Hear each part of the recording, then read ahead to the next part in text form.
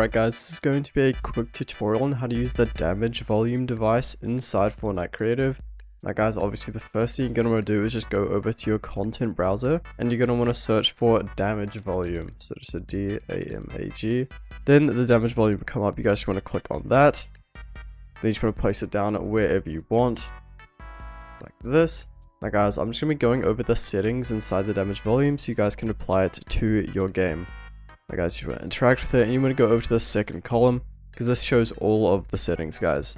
Okay, now guys, this first setting, enable on phase, gameplay only.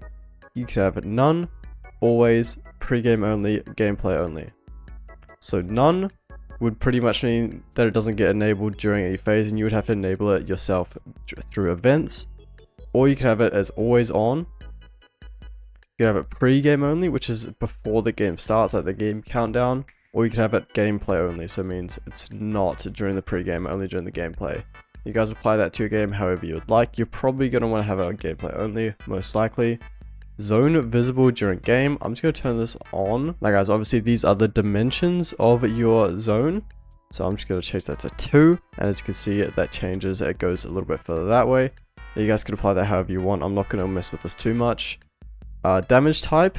You can have damage or elimination. So that's just either instantly kills the person or does a tick rate, like the storm, I guess.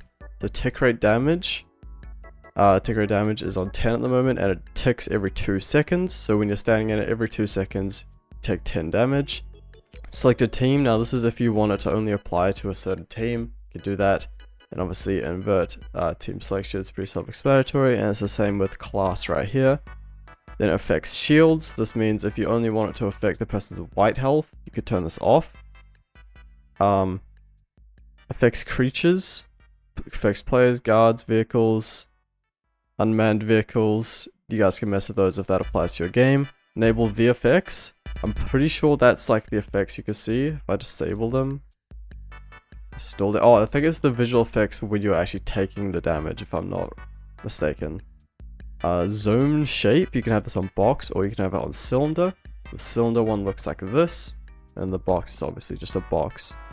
Yeah guys, that's all of the settings inside this device. If you guys have any questions, make sure to leave them in the comments and I'll try to answer as many as I can.